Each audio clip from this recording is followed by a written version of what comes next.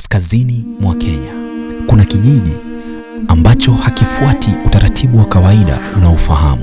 Hii ni kijiji chetu wa mama, hakuna mwanaume ambaye anaruhusiwa kulala hapa. Hakuna wanaume wanaoishi hapa. Tumepitia mambo mingi kwa wanaume. Wanaishi kwa utaratibu wao. Sasa mwanaume akiingia hapa bila ruhusa yetu, atapata chamchama kungu. Huyu anaitwa Kevin. Tumemkaribisha leo alale hapa kwetu. Msimfukuze.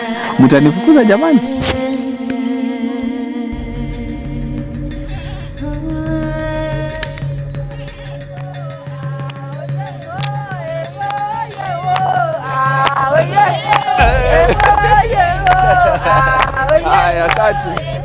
Asante sana.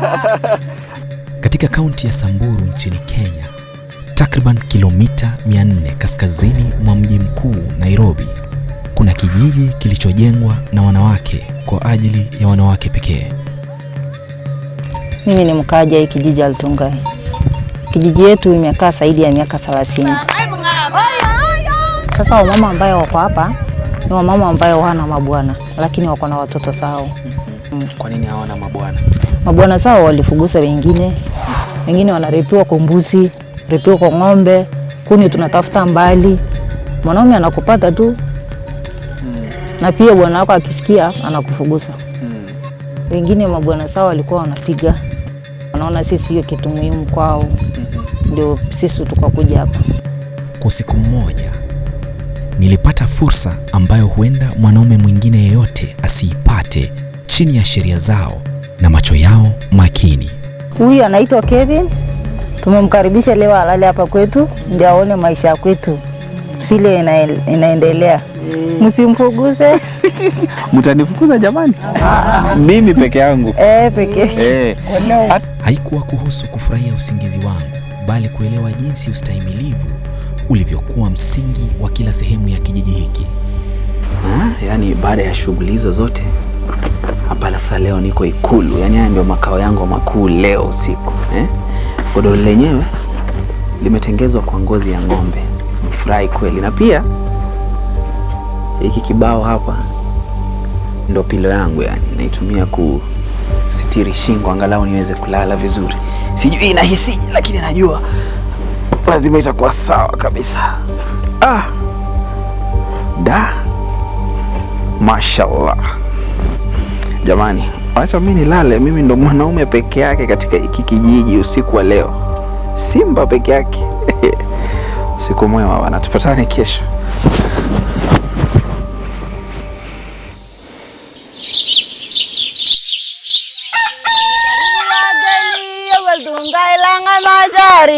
Nabi dam mandeleo ego dungai lang ego dungai lang ego dungai.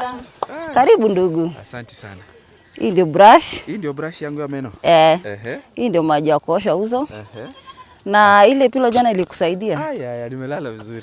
Kuna mtu amekusumbua hapa? Hakuna mtu amenisumbua. Si unaona vile hapa iko na amani na pia tunapenda wanaume wetu. Nimekubali la nyinyi. Lakini sijui kwa nini wanaume wanatuchukia.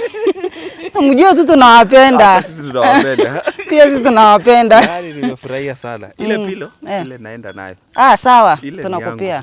Ile mnanipea? Ndio. Asante sana.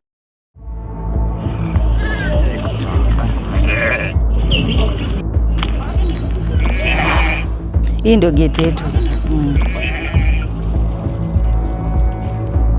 Hapa ndani ya hii kijiji tuko watu gache. Hii ni manyata karibu 4.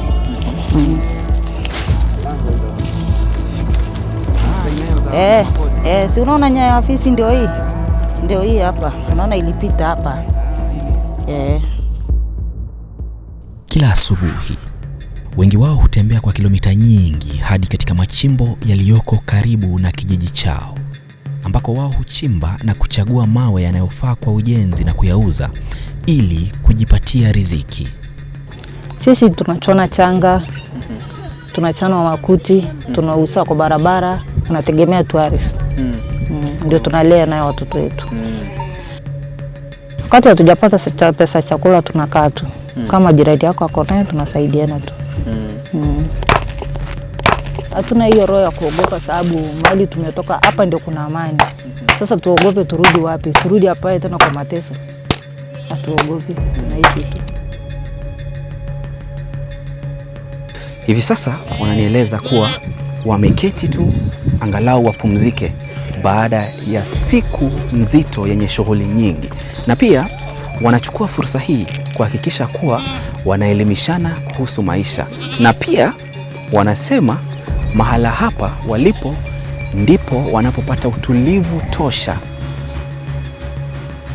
Sasa mwanaume akiingia hapa bila ruhusa yetu atapata chamchama kuni, ataenda kujiuliza mbona alikuja hapa. Kwa ile umoja wetu vile tumeshikana hivi, tunaweza kumfurisha kwa hii manyete yetu, tunamfuguza na mawe anatoroka, lakini anaogopa kuja hapa kwetu. Mnawachukia wanaume ama vipi? Hatuchukii wanaume, wanaume tunapenda, lakini kwa ile kitendo wanaume wametufanyia hatutaki kuja mji wetu.